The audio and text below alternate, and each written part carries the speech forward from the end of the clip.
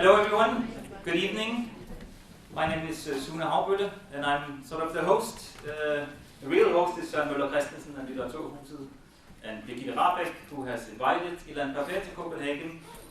So it's my pleasure to introduce Ilan to you. I think for many of you he won't really need an introduction, but I'm going to give one anyway, just to say welcome. He is professor at Exeter University, where he leads the European Center for Palestine Studies, and that's for people like me who work with Palestinian history is sort of an epicenter of important work. He is a leading historian of Palestinian and Israeli history, and he's written about 20 books, or exactly 20 books, on Palestine and Israel, some of them also on Middle Eastern history. He has a very good book on the social and cultural history of the Middle East that I used to teach. So I think a lot of students here in Denmark have been exposed to that. But also his work has had a tremendous impact in societies around the world and on the general perception of the Israel-Palestine conflict. And I'm thinking here perhaps particularly of The Ethnic Cleansing of Palestine, his 2006 book, which has been translated into 15 languages, one of which is Danish. Birgitte translated it. But he's also written, as I said, around 20 other books, and his early work stands as really important for what became known as the new historians, working with recently published at that point in the 80s files from the British and Israeli governments that allowed us to give a reprisal of what actually happened in 1948. And I think for that, his work stands as hugely important, so we're very happy to see him here. I also want to mention two other books, Britain and the Arab-Israeli Conflict, and The Making of the Arab-Israeli Conflict, which are two early books, but really for historians of the conflicts, these are the texts that we go back to, and these are the texts we give to our students to read. So, other than his academic work, he's also been involved in activism and politics in Israel, some of which he suffered the consequences of, with some harassment and difficulties when he was at the University of Haifa and living in Haifa. So in 2007, Ilan relocated to the UK, where he actually did his studies. He did his PhD at Oxford, same college as me, by the way.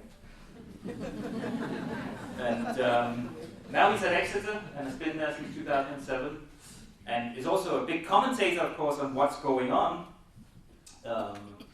And this is why he's here tonight. He's going to talk about the deal of the century, in quotation marks, by the way, not as such, and its impact, perhaps, on the prospects of peace, but also more broadly on the prospects for an international legal order and international politics.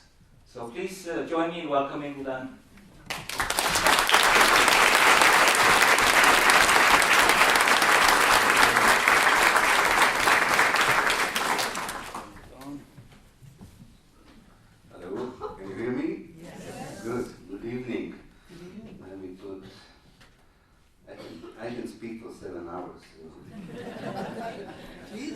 I should have a stopper here telling me when to stop. Great to see you all. Thank you for all attending this talk tonight. It's very difficult to strike any optimistic note these days when you talk about Palestine. I know that also in previous years one could have started a talk on Palestine in a similar way, but I think this particular 2020 is quite dismal. Is it because of the Palestinian disunity? Is it because of the shameful position of the Arab regimes? Is it because of President Trump and the cowardness of the European states? Is it because of the strength of the right wing everywhere in the world, but also in Israel? There's so many reasons to feel upset, despair, and you need a lot of energy and a lot of optimism to continue the struggle on behalf of Palestine, let alone if you are a Palestinian, to continue the struggle to survive wherever you are as a Palestinian. To this mix, one can add the steal of the century, not the deal of the century, but the steal of the century, that in many ways encapsulates all the negative developments in the international arena about Palestine that I have alluded to just a few minutes before. The deal of the century came at the end of a series of American and Israeli resolutions and decisions and policies that culminated in the deal of the century, but actually prepared us for the deal of the century. It was the American recognition of Jerusalem as the capital of Israel, the transfer of the American embassy from Tel Aviv to Jerusalem, recognizing the Jewish settlements, the illegal Jewish settlements in the West Bank as legal by the State Department, recognizing the Israeli occupation of the Golan Heights, and finally making it legal in the eyes of the American policymakers to think aloud of annexing large parts of the West Bank to Israel. There were also a series of Israeli resolutions that in many ways coincided with the American policy, so you can see that the deal of the century is not an American program that was offered to Israel and the Palestinians. It is an American-Israeli program offered to the Israelis. And not surprisingly, they accepted it, because they were the ones who produced it together with the American team. The Israeli, this kind of landmark decisions that one should mention in this context are first and foremost the Israeli nationality law from the summer of 2018, a proper apartheid law, which, as you know, is a fundamental law in Israel. A fundamental law in Israel is almost like a constitutional law. You can hardly change it. And it usually, such a law represents the ideology of the state, not just a policy here or there, but the strategy, the vision of the state. And according to the Israeli nationality law, almost all historical Palestine is Israel. And there's only one nation within that historical Palestine, the Jewish people, and that Israel will achieve it through extensive colonization or Judaization of the parts that were not yet colonized or Judaized. And this comes in an official Knesset law, not just in the platform of a right-wing party, but this is a statement of the Israeli law in the Israeli parliament. And in many ways, if you compare it to the South African apartheid law of 1948, you will see a lot of similarities. This is a statement of what Israel has been doing until the promulgation of the law, and it's a statement of what Israel will do in the coming years. So the Trump deal came against this backdrop of early decisions and resolutions. And if you want to find a good way of articulating, of explaining what these resolutions and the deal of the century mean, I would say this is a direct assault on the Palestinian people. As severe, as brutal, as dangerous as the assault on the Palestinian people in 1948, the Nakba. The Nakba ended, as you know, in the dispossession of Palestine and the Palestinians, in the destruction of rural Palestine, of urban Palestine. This was a huge catastrophe perpetrated by Israel against the Palestinian people. But the deal of the century has the ingredients of another Nakba. Not the Nakba, not the physical Nakba. It's not a matter of another ethnic cleansing of Palestinians, another destruction of hundreds of villages, or massacring thousands of Palestinians as happened in 1948. No, this is an attempt to wipe out the Palestinian from politics, from regional politics, from international politics. If you read, and I read carefully, and there are many pages in the Deal of the Century, the very essence of the Deal of the Century is to depoliticize the Palestine question. What does it mean to depoliticize? It means that the Palestinians are suffering, but they only suffer on an economic level, on a social welfare level, and hence their problem is individual, not collective, and can be easily solved by by allocating to them the necessary resources, whether it is building a school, better roads, subsidy for poor families, a humanitarian question, an economic question, a business question. And in return for such allocation of resources, the Palestinians would give up all their political demands. No demand for the right of self-determination, no demand for the right of return, no demand for the right of liberation and freedom. This is dangerous because it is coming from the White House, from the most powerful actor in international relations. And it is dangerous because this powerful actor has the indirect support of regimes in the Arab world for this plan. And it has a silent support of the European governments so far for this plan. Countries like India and China that could have counterbalanced American policy in the region are also not voicing any resentment or any rejection or objection to this idea.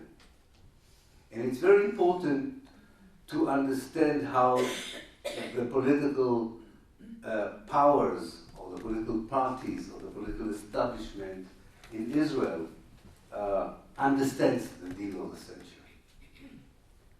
It's much more important than how the Israelis interpret the Deal of the Century than how the Americans interpret it. And the Israelis interpret the Deal of the Century as not only as a plan to depoliticize the Palestine question, namely to wipe out the Palestinian as a political issue. After the attempt to wipe them out physically in 1948, and from 1948 it actually failed. So now the attempt is to wipe them out politically. For the Israelis, it's not just that is important in the Deal of the Century. For them, it is an affirmation that their vision of the future of the whole of historical Palestine becoming a Jewish space, a Jewish state, in which the Palestinians can live, can stay, if they accept, without any resistance, the total Israeli control in their life, whether they live as citizens in Haifa or inhabitants in the West Bank or under siege in the Gaza Strip. And of course, the whole refugee issues is going to be closed down as a political topic for negotiations. What the Deal of the Century does in many ways, it brings us back in history. And for the first time, I think, we have an affirmation, a clear understanding of the essence of the Zionist project in Palestine. This is not news for many of you, I'm sure, but I think it is important to connect the Deal of the Century, the Israeli nationality law, and the other things that I mentioned, to the way Zionism began in Palestine. It's all part of the same story. The vision that is explored in the nationality law and is repeated in many ways in the Deal of the Century shows clearly that the Zionist project from the beginning and Israel today are a classical settler colonial project. Now, we differentiate as academics between settler colonialism and classical colonialism. Settler colonialism is the colonialism of Europeans who were expelled from Europe, were persecuted in Europe, had to leave Europe. In fact, Europe didn't want these people. It doesn't matter whether these were Jews who suffered from anti-Semitism, or Protestants who suffered from Catholics, or Catholics who suffered from Protestants. It doesn't matter. These were people that could not stay in Europe. And they wanted to recreate Europe somewhere else. The problem for them, they had two problems. One was that they needed an empire to help them find a new place. Britain was very good at it, to helping people that it helped to expel to find for them a new space somewhere else. But the main problem was that they always found a place where someone else already lived. And there is a great scholar who unfortunately died of settler colonialism called Patrick Wolfe, who said that when the settlers encounter for the first time a native population, a local population, or what we call an indigenous population, they operate according to a logic that he called the elimination of the native. The only way you can recreate a new Europe as a Jew in the 19th century, or as a Protestant, a Puritan in 17th century North America, it doesn't matter. It's the same story. The only way you can create a new Europe somewhere else is by eliminating the people who live in the place that you have found. In North America, elimination meant genocide. In Australia, elimination meant genocide. In Palestine, it meant ethnic cleansing. But the idea is the same idea. You want as much of the new place as possible with as few local, native, indigenous people as possible. What was unique about the settler colonial project of Palestine was that this idea was not a Jewish idea. Zionism, I don't know if you know it, Zionism is not a Jewish idea. Zionism is a Christian idea. In the 1820s, people that nowadays we would have called them Christian Zionists. In those days they were called restorationists. The restoration is another nice word for the return. The return of the Jews to Palestine seemed to quite important people in the evangelical world, both in Europe and in North America, that the return of the Jews to Palestine is necessary for the return of Christ, for the resurrection of the dead, and for the creation of a better world. And these were not marginal people. These were very important people. And they really believed that this was should be a crucial part of the strategy of the countries in which they lived, whether it was the United States or Britain or later on Germany and France. And there was, of course, a very strong anti-Semitic element to this.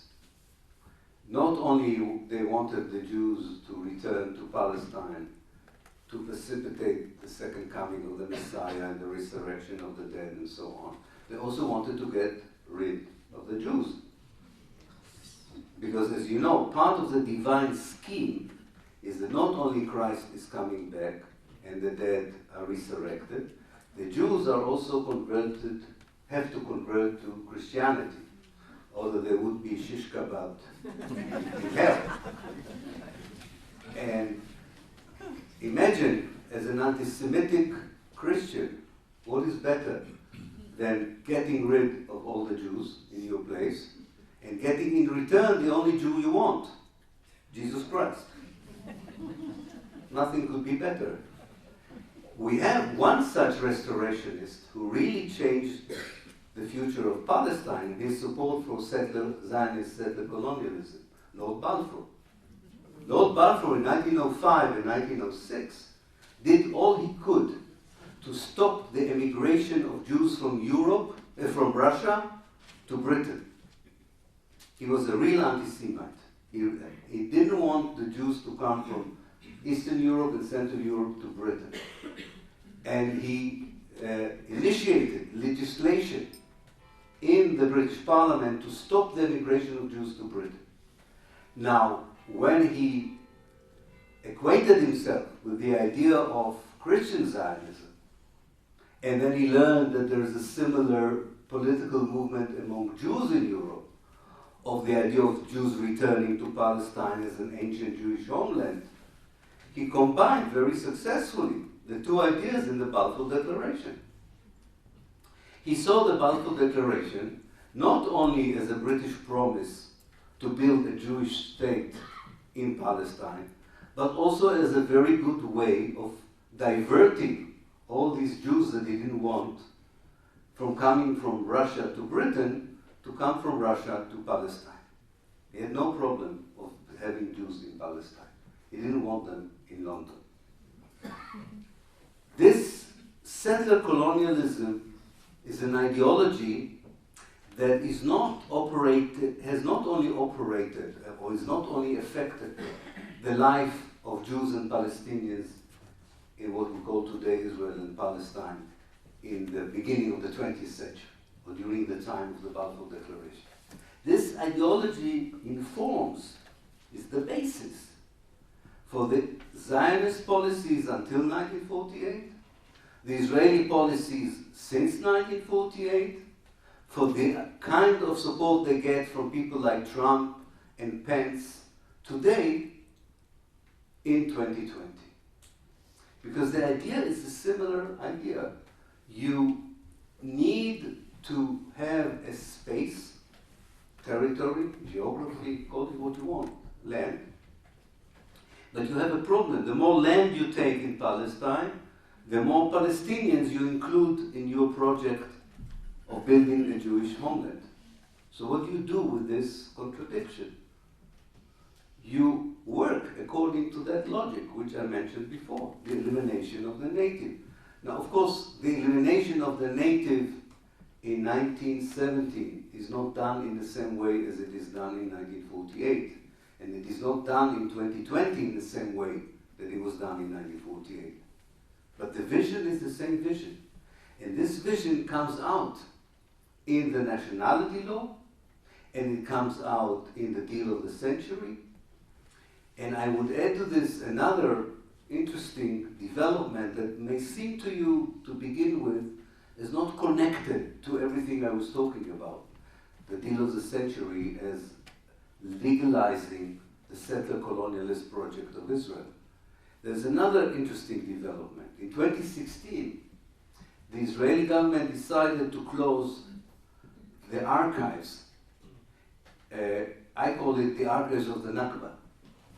As you probably know, Israel had a law that every 30 years they open documents about the past.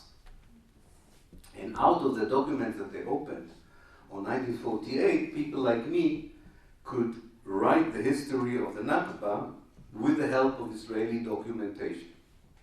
And to prove through Israeli documents that in 1948 Israel had a master plan to expel as many Palestinians as possible, and that the soldiers of Israel were ordered to destroy villages, to kill people, to blow their houses, to make sure that they won't come back. And it was all quite well documented in these archives. In 2016, Israel closed these archives. And in an interview to the newspaper Haaretz, the person who was responsible for this operation of closure was asked, why are you doing it? Because anyway, these historians like Ilan have seen these documents, so what's the point of closing the archives? He said, no, you don't understand. If I would question the legitimacy of these documents, they could not come back to the archives to show them, which is stupid, of course. I have very good 0 copies of these documents. But you can see the mentality. The mentality is that if I deny the evidence for the crime has not happened. That's the idea. The crime has not happened. And I don't think this will work. I mean, I'm not worried that because we don't have any more, and we don't have access to Israeli archives of 48, I or any other historian in the world could not tell the world what happened in 48. We will be able to do it even if the Israelis close the archives until the end of times. I'm much more interested in what is the meaning of this act, not what its impact is. What lies behind this act? And what lies behind this act is that if there is no evidence for the Nakba, then the Nakba didn't happen. And if the Nakba didn't happen, Israel is an amazing settler colonial project that did not expel people, but succeeded in convincing them that it's much better to leave than to stay. This is an incredible part of this project of wiping out the Palestinian narrative, because the narrative builds the identity. And the identity, according to Israel and America, should not be a political identity.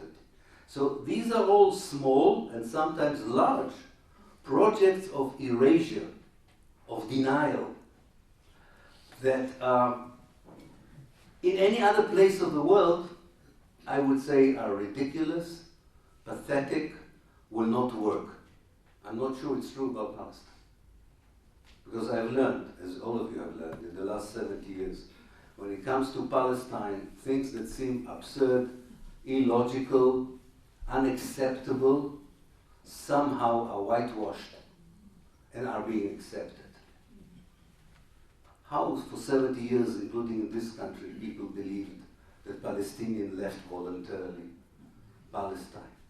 How for 70 years, including in this country, people believe that the country that oppresses millions of people in a brutal, callous way is still called the only democracy in the Middle East?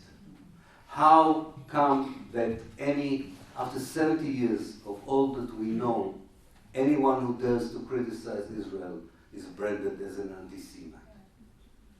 Imagine that you would, criticize China for its treatment of human rights, and people say to you, oh, you are against the Confucius religion. Or if you criticize a Latin American country, people say, oh, you're anti-Catholic. In no other context will you hear such an absurd equation between criticism of ideology, of a state, on the one hand, and criticism of religion. And in Israel, Israelis succeeded in immunizing themselves, defending themselves with this kind of equations, of statements and arguments that do not withstand any logical analysis, I can promise you. I mean, none of the Israeli or the basic Zionist mythologies or myths really can stand the test of the logic of a normal person. Even the idea that you can knock on someone's house and tell them, I don't know, in Copenhagen, you go to someone's home, you knock on the door and you say, excuse me, I used to live in your home 2,000 years ago. Half of your house belongs to me. And you say, this is a crazy person, what can I do? It's okay. You say, oh, it's okay, don't worry. But he comes the next day with the police. And the police say, we have an injunction for the Copenhagen High Court. According to this document, which is called the Bible, 2,000 years ago, your home belonged to this person. You have to give him at least 50%. And actually, because of the 2,000 years that he wasn't here, you should give him 70%. Why just only 50%? Now, in any other context, people would not accept such a narrative as a basis for a political solution. But look at the United Nations partition plan. It accepts this absurd idiotic narrative as an argument that defeats the moral rights of the Palestinians to have the right for self-determination in their own homeland. You move on to the Oslo Accord, and you hear about the most generous deal of the century that Israel offered to the Palestinians. And you hear in the Danish foreign ministry, the Norwegian foreign ministry, people are still talking about the most generous deal Israel ever offered to the Palestinian people. They offered them 12% of their homeland, divided to 15 pieces, without the right of the refugees to return, and the Palestinians, these stubborn, fanatic, extremist people, rejected this amazing, generous deal. Tell me, in what other historical case study would this kind of logic would work? So when I think about the deal of the century, and I think, no way in 2020 people would accept that the Palestinians don't have political demands, would not have the right for self-determination, the right for return, the right of freedom, I'm saying to myself, wait a minute, don't count on it. Yes, Trump looks like a moron and an idiot, but Netanyahu is not an idiot. And the people who support Netanyahu in the world are not idiots. And some of the people who don't dare to challenge Netanyahu and Trump are definitely not idiots.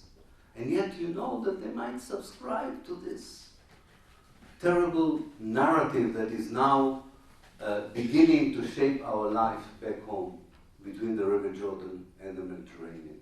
The narrative of a place which has only one national people, one group that has the right of self-determination, and another group that, if it doesn't accept this deal, is a group of militant terrorists that the world should know how to deal with. This is the narrative.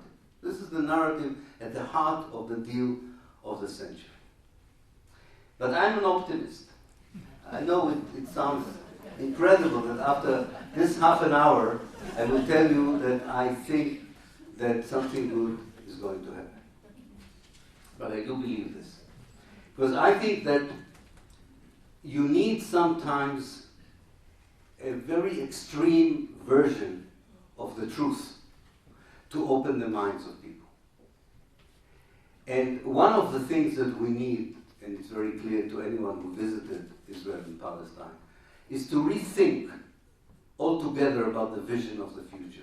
We need to build a counter vision to the vision of the deal of the century, the vision of the depoliticization of the Palestinians. We need a counter vision. You go to the Ministry of Foreign Affairs in Copenhagen and they tell you, yes, we have a counter vision, the two-state solution. The two-state solution is not a counter vision. The two-state solution is an attempt to slow down the vision of depoliticizing and wiping out Palestine, to save a little bit of Palestine, to limit a little bit the Israeli brutality and inhumanity. But it's not a vision. The two-state solution is not a vision. It's something that was worked out back in the 1960s from an American perspective that had a very different understanding of the conflict the way I described it. Two national movements with the same rights. It makes sense to divide it, the land and so on. No, this is not a counter-vision. A counter-vision is a liberated historical Palestine, from the river to the Mediterranean, as a democracy, as a place where people have equal rights. Whether they are Jews or Palestinians, it doesn't matter. To a place to which the Palestinian refugees, if they want, can return. A place that removes all the settler colonialist institutions, like the Jewish National Fund, that claims that a lot of land in Israel can only be sold to Jews. That dismantles the idea of exclusive Jewish towns where only Jews can live. That dismantle this occupational structure that does not allow Palestinians to work in 70% of the Israeli a market. We don't have to invent the wheel. We have gone through such a process in post-apartheid South Africa. There are models for how settlers and how a third or fourth generation of settlers learn to live together with the native people or the indigenous people, even if they have done terrible things to this native population. We wasted 50 years talking about two-state solution. Where does the border go? What kind of sovereignty would the Palestinian Authority have? A lot of good minds just wasted energy and time instead of working on a solution which would be very difficult. Very difficult. Not easy. Knowing the Israeli Jewish population position, knowing the world's position, knowing even the position of some of the Palestinian politicians. It's not going to be easy, but it's the only way forward. There's no other way forward. The only other way forward is to allow the steel of the century to become the reality of the century. And this is something we don't want if we have a modicum of decency in us, either as Palestinians or as people who support the Palestinians. So I think there is something in this whole international atmosphere, political atmosphere, that the deal of the century created, which shows two things which can be a reason for optimism. One is the growing gap between what political leaders want and their societies want, or what we call civil societies. In the Arab world, in the West, I believe even in the United States of America, you have politicians who by inertia, or because they are afraid, or because they were bought by Israel, I don't know, for whatever reasons, are not willing to offer any alternative to the reality and don't care much, to be honest, about the reality. Mohammed bin Salman doesn't care what's going on in Palestine. But on the other hand, I believe that the Saudi society, the Egyptian society, the Danish society, the American society, have a lot of people who do care about Palestine. They know that there are many other problems in the world. And there are places where people suffer even more than they suffer in Palestine. But they know that Palestine represents the most hypocritical point of view. They know that Palestine, unlike any other place, has suffered from hypocrisy, double talk, from not acknowledging a crime. The other places may have worse crimes happening in their locations, but all these crimes are acknowledged. Nobody denies the criminal policies of certain governments or certain political movements. The crimes in Palestine are still denied today. And I think that this is something that motivates a lot of people in civil societies to challenge their governments. And some of it has penetrated or spilled over to politics. That's why we had in Britain a leader of the Labour Party representing these same positions that the society represents towards Palestine. Yes, the Israeli lobby did all it could to destroy him, but it was an interesting development. We have Bernie Sanders in the United States with this conversation about Palestine. Maybe I not agree with everything that he says, but definitely it's a fresh air to hear an candidate for the American president saying, I'm not going to go to AIPAC. This is quite a development. They will do all they can to destroy him, and they might succeed in destroying him. But that doesn't mean that this is over. This is not over. So one indication that makes me optimistic is that the deal of the century, the behavior of the political elites in the United States, in Israel, and elsewhere, has, I think, widened the gap between what the societies want on Palestine and what the governments want. And I think some politicians would heed to this kind of pressure from below. And I think what the Corbyns and the Sanders of this world will come in large numbers in the future. And maybe they will be a bit younger, so they will have more time and more energy to do something. We can't have all the pro-Palestinians be, I don't want to offend anyone, I'm an old person myself, but it would be lovely to see a 50-year-old politician say, I'm a pro-Palestinian, not someone who's 95. The second thing, which I think is no less important, and with this I will finish, is that it really puts the final nail in the coffin of the two-state solution. The two-state solution is a dead body. It was in the morgue. You know the morgue, where they put all the dead people. The two-state solution was in the morgue for many years now. But all kinds of interests involved in it refused to acknowledge that this was a dead body, and all the time dressed it up when people came and said, no, it's still alive. You see, the hand is moving, and the finger is moving. The two-state solution is still alive. I think we are about to get finally an invitation to the funeral of the two-state solution, and that would be a very happy day. A very, very happy day, because that would mean that we are going to start to think as Palestinians, as pro-Palestinians, as progressive Israelis, as progressive Jews, as people around the world who want to see peace and justice in Palestine, will work together towards a solution, a one-state solution, a one democratic state solution. As I say, we'll need all our energies, all our commitment, all our patience, because it won't be easy. But it's much better to walk in the right road than to keep walking in circles in the wrong road. And that's what we've been doing in the last 50 years. We gave Nobel Peace Prizes to people who brought destruction. We talked about peace where actually it meant deepening occupation, oppression, and killing. And we talked about the solution when we had to talk about decolonization and not peace. We will have to change the language that we use. We will have to change the pictures of the future that we show people, because you have to show people a vision. And believe me, I also, as I say to my Israeli Jewish friends, it's even better for you. I know it's not easy to say to people, give up your privileges. And they won't give up their privileges easy. Whites in South Africa did not give up their privileges easily. I tell them, you will be liberated as well. You will lose a lot. Yes, you will lose a lot. And many of you may not stay. I'm sorry, so don't stay. I'm sorry, because that's the only way forward.